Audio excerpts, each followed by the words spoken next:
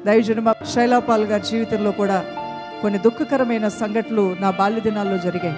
నాకు 11 సంవత్సరాల వయసు ఉన్నప్పుడు నా తల్లి గారు మరణించడం జరిగింది. ఆవిడ మరణించడానికి ముందుగా యేసుక్రీస్తు ప్రభువాన్ని రక్షకుడిగా అంగీకరించి నిద్రించడం జరిగింది.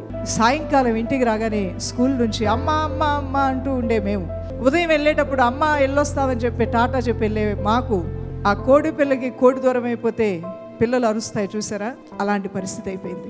కానీ అలాంటి విపత్కరమైన పరిస్థితుల్లో మా జీవితంలో సంభవించిన ఒక మధురమైనటువంటి సంఘటన ఏంటంటే యేసుక్రీస్తు ప్రభు వారి యొక్క సువార్త మాకు అందించబడింది. దేవునికి మహిమ కలుగును గాక. ప్రభువుని రక్షకుడిగా అంగీకరించాము. నిద్రించిన మరుక్షణమే ప్రేమించే దేవుడు, ఆదరించే దేవుడు, బలపరిచే దేవుడు, హోప్లెస్ అనుకున్న మా జీవితాల్లో హోప్నిచ్చి నిరీక్షణ లేదు అని నిరాశతో ఉన్న మా జీవితాల్లోనికి నిరీక్షణ, నేను నీ ఆధారం, నేను నీ దైవం, నేను నీ సర్వం అంటూ మా జీవితాల్లోనికి ప్రభు అయిన దేవుడు వచ్చి ఆవరించాడు. ఆయన స్థానం మా కుటుంబంలో, మా జీవితాల్లో అది చెరపలేనటువంటి స్థానం.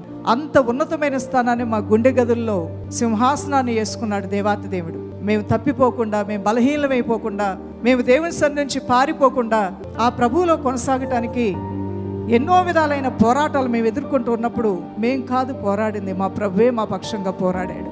ఆత్మ దేవుడు విడిచిపెట్టలేదు. ఈ శైలాపాలు ఈ రోజులో ఒక దైవ సేవకురాలుగా ఉన్నారంటే దాని వెనక ఎంతో ఆత్మీయ పోరాటం ఉంది, దేవుని యొక్క ప్రయాసం ఉంది, ఆయన ప్రేమ ఉంది, ఆయన కటాక్షం ఉంది. ఆ ప్రభువు నిలబెట్టుకుంటూ వచ్చాడు. మా కుటుంబంలో మా తల్లిదండ్రులకి మేము 3 కుమార్తెలమైతే కుమార్తెలందరి జీవితాలని, మా పిల్లల్ని అందరినీ కూడా నీటి యోటు యొద్ద నాటబడిన చెట్లులాగా అన్ని కాలాల్లో ఫలమిచ్చి కాపు మానదు, చింత నొందదు అన్నంతగా మమ్మల్ని దేవుడు ఆశీర్వదించాడు. మమ్మల్ని దేవుడు విడిచిపెట్టలేదు. అనుక్షణము కనుపాప వలె కాపాడుతూ వచ్చాడు. అనుక్షణము ఆయన బలపరుస్తూ వచ్చాడు, పోషిస్తూ వచ్చాడు, నడిపిస్తూ వచ్చాడు. ఆయన విశ్వాస్యతను ఆయన ఎన్నడూ కూడా విడిచిపెట్టలేదు. ఈరోజు నేను అనాథనని, నేను తండ్రి లేని బిడ్డలని, నేను విధవరాలనని, నాకెవరూ లేరని, నేను పరదేశనని నువ్వు మనసులో దిగులు పెట్టుకోవద్దు. సర్వశక్తి గల దేవుడు నీకు తోడుగా ఉన్నాడు. జీవం గల దేవుడిని నువ్వు నమ్ముకున్నావు. ఆ దేవుడు నిన్ను మధ్యలో చేయి విడిచేవాడు కాదు.